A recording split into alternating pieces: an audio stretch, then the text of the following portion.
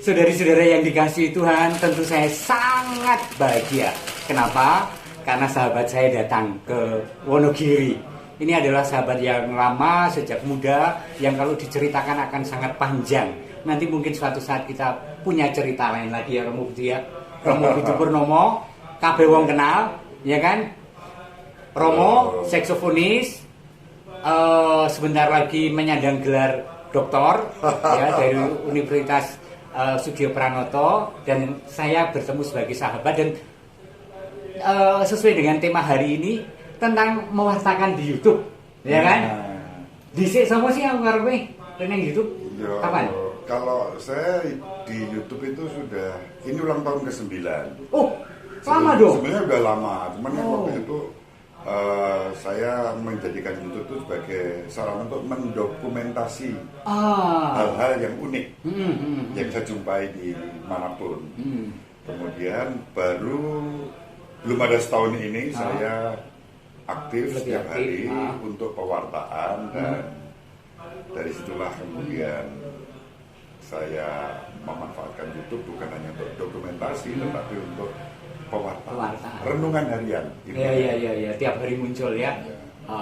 Romo Budi, apa yang panjenengan lihat dengan sarana media sosial atau YouTube berkaitan dengan pewartaan kita? Ya, sejak lebih dari 50 tahun Konsili Vatikan kedua sudah menerbitkan yang namanya dokumen Intermedifica. Sudah diantisipasi pada waktu itu tahun 60-an bahwa pewartaan tidak bisa dilepaskan dari media sosial. Waktu itu memang belum ada YouTube ya, tapi lebih media sosial itu ya tulisan, bahkan online pun belum terpikirkan. Ternyata sekarang ini dunia menjawab ajaran itu, dan karena itulah seperti Romo Agus juga saya mencoba menjawab ajaran Intermedifica dengan mewartakan melalui media sosial. Oke, saya nanti ingin bertanya tentang tema-tema khusus yang panjenengan dalami sebagai core dari seluruh pewartaan ya. Saya sendiri, saya mau sharing sebentar, saudari-saudara. Mungkin Anda juga bertanya kok Romo Agus banyak muncul di YouTube. Seperti apa sih? Kalau Romo Budi sudah 9 tahun, saya 1,5 tahun. Mulai pandemi. Jadi Maret tahun 2020 pandemi, dan kemudian sudah persiapan Paskah dan tidak boleh misa. Sementara ini juga jasa Romo Budi Purnomo. Saya biasa sudah menulis di majalah beliau Inspirasi. Kalau Anda belum berlangganan, masih terbit dan itu sangat berisi. Ya, saya selalu menyiapkan khotbah sebelum hari hanya karena untuk konsumsi majalah Inspirasi. Lalu saya berpikir, panggilan saya terakhir adalah aku itu menjadi pewarta, menjadi evangelis. Kalau harus mempertajam imamat itu, kemana-mana memberi ceramah, rekoleksi, mengajar. Nah, saya harus sharing kemana ketika tidak ada perkumpulan. Maka kemudian saya memutuskan sejak itu ke YouTube. Gagap-gagap dan tidak tahu. Dan kemudian ternyata saya semakin mengalami, oh iya, YouTube itu menjadi sarana betul dokumentasi dan pewartaan. Jadi kenapa saya setiap hari muncul? Karena ada ide, ada refleksi, dan kemudian ingin saya dokumentasikan, dan ternyata banyak orang juga membutuhkan. Terima kasih untuk Anda semua. Yuk, tema apa sih yang panjenengan lebih sering geluti? Ya, sebelumnya tema-tema yang saya geluti kan persaudaraan, kerukunan, keberagaman, sesuai dengan ajaran juga Konsili Vatikan kedua yang bersumber dari kitab suci. Tentu saja bahwa Allah itu Bapa semua orang, yang mengasihi semua orang tanpa diskriminasi loh. Itu nilai plus dari iman kita, merangkul semua tanpa harus memaksa kamu harus jadi pengikut saya ya. Enggak, kita mewartakan kebaikan untuk semua. Itu tema pertama. Tema kedua kemudian kebangsaan karena menyangkut tugas saya sebagai Ketua Komisi Hubungan Antaragama dan Kepercayaan waktu itu dari 2008 sampai 2019. Nah, setiap kali ada momen-momen itu saya unggah sebagai dokumentasi. sebetulnya sama dengan Romo Agus.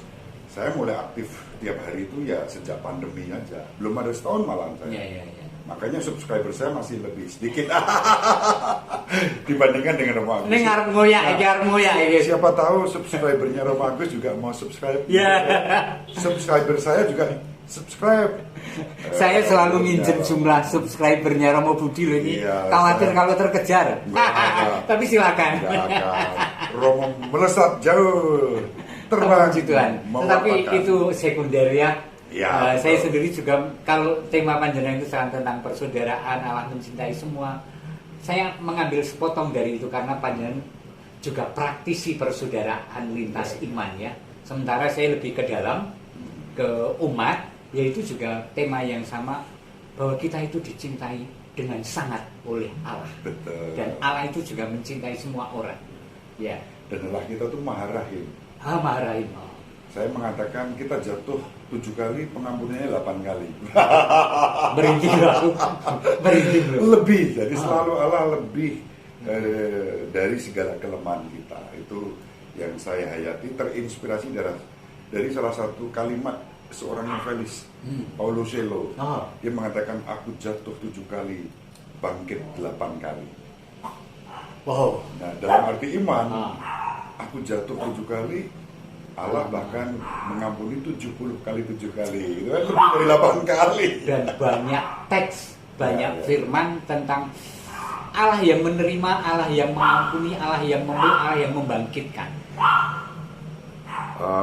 Saudara-saudara, Romo Agus ini idola saya waktu saya masih SMA ya. Jadi saya SMA Seminari Mertoyudan.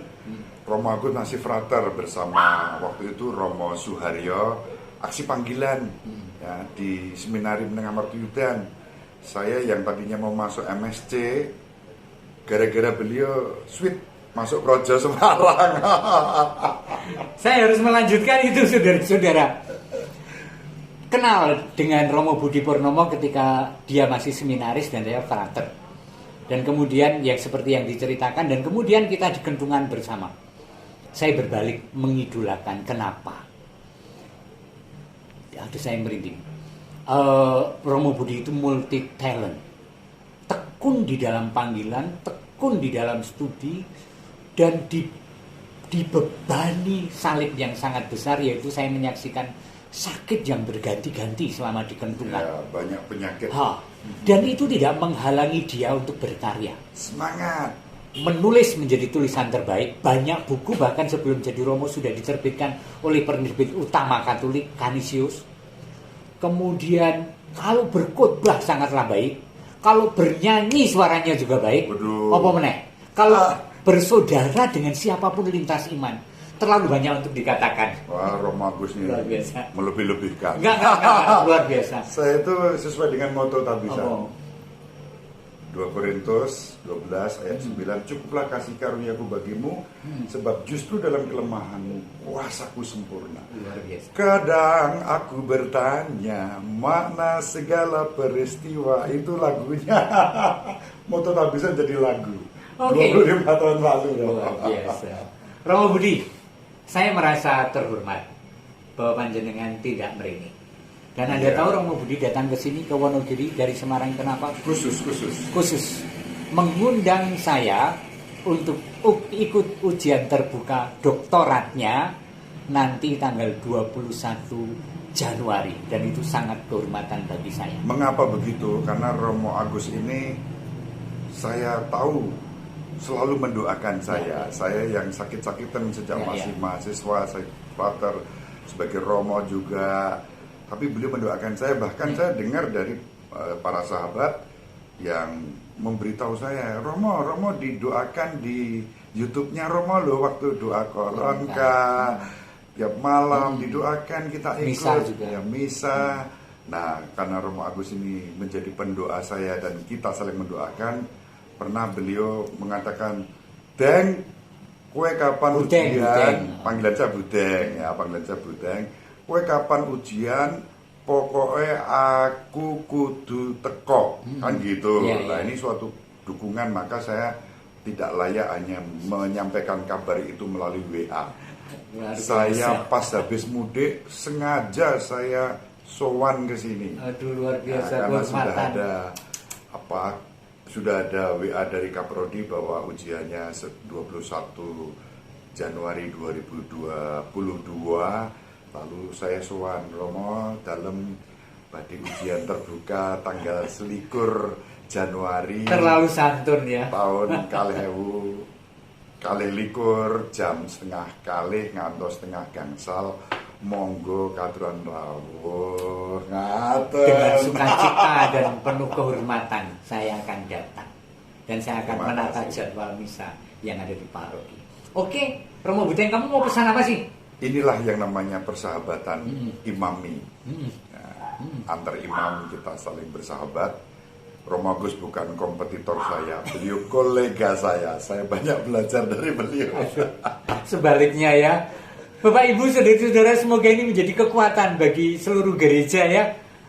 Kolegialitas para Romo dan pewartaan secara khusus Romo Budi maupun saya bahwa Tuhan yang Esa itu menjadi Bapa semua orang ya. Tanpa diskriminasi. Kita wartakan dengan Kita medsos. wartakan. Ya, Medsos medsos. jangan digunakan untuk menyebar hoax, Hoax, ya. gibah, kebencian, tapi kerukunan, persaudaraan, dan 100% Katolik, 100% Indonesia. Wow, terima kasih ya.